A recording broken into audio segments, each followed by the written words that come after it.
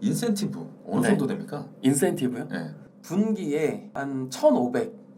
이게 월급 외를 말씀하시는 거죠? 월급 외에 분기 그러니까 3개월 결과를 가지고 한 1,500까지. 네. 그래서 여기 다 이제 욕심을 내실 수 있을 텐데 네. 또 이제 좋은 면이 있으면 또 그렇죠. 어두운 면이 있잖아요. 그렇죠. 일을 하시면서 가장 이제 힘들다. 네. 어떤 점 있을까요? 50명이 있다 그랬잖아요. 네. 1인당 4명의 식구라고 보면 200명이잖아요. 무수히 많은 일들이 일어나요. 안타까운 경우로 돌아가시는 경우도 발생하기도 하고 결혼하시는 경우도 있을 수 있고 저는 모든 경조사를 다 가야 돼요. 관리자니까. 그리고 그 50명의 분들이 다 영업을 잘하면 너무 아름다운 그림이겠지만 그 분들끼리 싸우는 경우도 있고요. 막 심할 때는 뭐 서로 고소하겠다 뭐 이렇게 할 때도 있고요. 네. 그런 어떤 정신적인 스트레스가 있어요. 그게 구독자분들이 생각했던 것처럼 무슨 뭐 매출 압박이 심해서 그런 스트레스도 있지만 그거는 와서 경험해 보면 사실 그렇게 크지 않아요. 내가 무시하면 그만이에요. 그런데 그렇게 누군가가 싸웠는데 내가 이 점포의 장이다 보니까 네. 그분들은 마치 제가 솔로몬처럼 판결해 주기를 원해. 여자친구 50명이라고 보시면 돼요. 정말로. 근데 그 여자친구끼리 싸운 거예요. 저는 노코멘트 하겠습니다. 하나만 더 말씀을 드리면 네. 두세 달에 한 번꼴로 네. 정말 만만치 않은 악성 민원이 들어올 때가 있어요. 생계형 민원. 그러니까 막 10년 된 보험료를 다 돌려달라고 하는 막 막무가내로 막 욕하면서 이거는 제가 볼 때 은행이나 뭐 다른 금융권 마찬가지라고 봐요. 그렇죠. 현직자 입장에서 네. 어떤 프로세스로 처리합니까 그러면? 점포장의 1번 고객은 설계사라고 생각을 해요. 나의 설계사가 다치지 않는 게 제일 중요해요. 나의 설계사가 일을 그만두는 일 혹은 나의 설계사의 쉽이 떨어지는 일이 없어야 된다고 생각을 해요.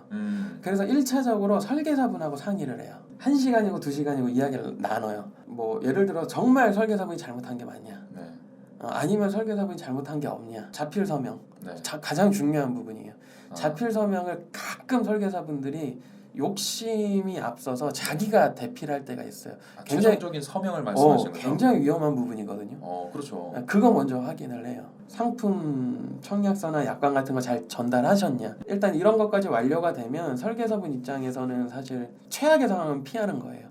그리고 나서 고객 응대를 어떻게 하셨는지 이런 거 차근차근 다 물어봐요. 그 정보를 베이스로 해서 제가 민원 담당자랑 통화를 하는 게 무조건 맞아요. 그렇지 않고 설계사를 건너뛰고 저랑 민원이랑 해서 정해버리면 네. 가끔 설계사분이 굉장히 크게 다칠 때가 있어요. 그러면은 설계사와 점포장과 신뢰가 깨지는 거죠. 열에 한 7, 8건은 설계사분이 알아서 하시겠다고 해요. 그리고 고객분들도 사람이다 보니까 대부분은 해결이 돼요. 근데 그 중에 한두 건. 이번에는 일을 하시면서 가장 큰 보람을 얻으실 때는 언제입니까? 네. 2가지 정도가 떠오르는 것 같은데요. 네. 첫 번째는 당연히 조직에서 인정받을 때. 회사 내에서. 네, 점포가 잘 돼서 아까 말씀드린 것처럼 인센티브도 많이 타고 그리고 두 번째 점포장들은 보통 2년마다 바뀌거든요. 전임하고 있을 때는 소득이 정말 낮았던 분이 저를 만나서 소득이 2배, 3배 뛴 분들이 있어요. 카카오톡으로 장문의 글로 지점장님을 만난 게 제 인생에서 최고의 행운이다. 야, 사실 일을 하면서 이런 얘기 듣기가 정말 쉽지 않잖아요. 이거는 사실 돈하고 비교할 수 없어요. 그렇죠. 한 사람이 아니라 한 가정을 구한 느낌인 거죠. 그분의 자녀분이 음악을 하시는 분인데 하고 싶은 악기를 다 사줄 수 있게 된 거예요. 우리 가족의 인생이 바뀌었다고 말씀해 주시는 거예요. 설계사님도 플렉서를 할 수 있도록 이렇게 관리해 주시는. 그런 보람은 영업관리자가 아니고서는 절대 느낄 수 없죠. 50명 정도를 이제 관리하시려면 돈이 또 필요하잖아요. 그렇죠. 그런 부분들은 또 회사에서 지원이 되나요? 지원이 되죠. 어떤 목적으로 쓰세요, 그러면? 시상, 지점장 마음대로 네. 며칠부터 며칠까지 일정한 수준 이상의 실적을 내시게 되면 돈을 더 드릴게요. 한 달의 계획을 잡는 거예요. 300만 원은 내가 시상비로 쓰겠다. 뭐 200만 원은 아까 제가 말씀드렸던 정서관리. 정서관리를 하려면 가끔 밥도 그렇죠. 같이 먹을 때가 있거든요. 이런저런 이야기하면서 식비도 한 200만 원 정도 쓰고 또 한 1, 200만 원 정도는 그런 것들을 내가 계획하고 집행하고 좀 전략을 짜볼 수 있다는 거. 이것도 저는 좀 메리트라고 봐요. 어떻게 보면 살아가는 데 있어서 굉장히 좀 계획적으로 좀 쓰게 되고 내 전략 그리고 내가 어떤 썼던 돈이 유효하게 좀 매출로 이어진다라고 한다면 사실 그 보람도 되게 크죠. 진짜 그냥 한 명의 CEO가 되는 듯한. 그렇죠. 작은 CEO죠. 작은 CEO죠. 영업 관리자 중에서 최연소 몇 살까지 보셨어요? 25살 25인데도 네. 충분히 네. 가능합니까? 가능하죠. 취준생으로 돌아갔을 때 제가 네. 아까 학교나 뭐 학점에 대해서는 여쭤봤지만 특별한 뭐 금융권을 위한 준비? 저는 그 금융 3종이라고 불리는 걔네들 네, 있잖아요. 있죠. 네, 걔네들 중에 2개인가 땄던 것 같고요. 그 별로 안 중요했던 것 같아요. 지금 돌이켜 보면. 그리고 AFPK 그 외에 한국사 1급, 한자 2급 제 취업 당시에는 좀 유행이었거든요. 저는 토익 스피킹으로 7. 좀 지방대 분들은 내가 그래도 조금 자신감을 가질 수 있는 수준의 스펙은 준비했으면 좋겠어요. 솔직히 말해서. 그럼요. 그래야 스스로 자기가 면접 갔을 때 네. 겸손함은 당연히 묻어있게 돼 있고요. 스펙이 꿀리지 않아야 가는 거고 조금 이제 스카이 분들 입장에서 보면은 제가 이제 현직자 입장에서 보면 네. 스카이 분들이 제 앞에 나타났을 때 제가 면접관이라면 네. 좀 겸손함을 볼 것 같아요.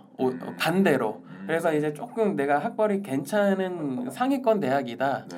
그러면 스펙보다도 네. 면접 쪽에 좀 더 비중을 두고 준비하면 더 좋을 것 같아요. 조직 수능할 수 있는 사람이야 라는 거를 조금 긍정적인 사람이라는 거를 어필해 줬으면 좋겠어요. 면접장에서 기억에 남는 질문 있으셨어요? 갔을 때 상품 관련해서 물어본 게 있었는데 네. 50대 싱글 여성분들 그런 분들에게 판매할 수 있는 상품을 컨셉을 짜봐라. 네, 센스를 보려고 했던 것 같아요. 정말 마지막으로 네. 지금 코로나 때문에 취업 시장 정말 어려워요. 조언해주고 싶은 이야기. 간단히 이 말씀 꼭 드리고 싶어요. 절대 나의 눈을 낮추지 마세요. 될 때까지 가야 돼. 그러니까 포기하지 말란 진부한 표현보다 이 표현을 쓰고 싶었어요. 네. 눈을 낮추지 마세요. 그러면 그 나의 노력도 그만큼 내려가요. 저는 정말로 처음에 서류 면접 막 떨어질 때 짜장면 먹으면서 운 적이 있어요. 아하. 야, 이렇게 떨어져도 되나? 근데 계속 하니까 되긴 되더라고요. 네. 그러니까 당신의 노하우가 쌓여가요. 나도 모르게. 그게 제일 무서운 거거든요. 그 회사가 안 되더라도 그 회사와 동등한 곳으로 도전하세요. 절대 눈 낮추지 마요. 언젠간 될 거니까. 버티세요. 또 워낙에 또 많은 후배들 또 보셨잖아요. 네. 네. 주눅 들지 마시고 눈 낮추지 마시고 지금 가고 있는 그 길을 묵묵히 네. 가시면 언젠가 기회가 올 것이다. 오늘 좋은 말씀 해주셔서 감사하고요. 네. 여러분 여기서 마치겠습니다. 여러분 할 수 있다잉.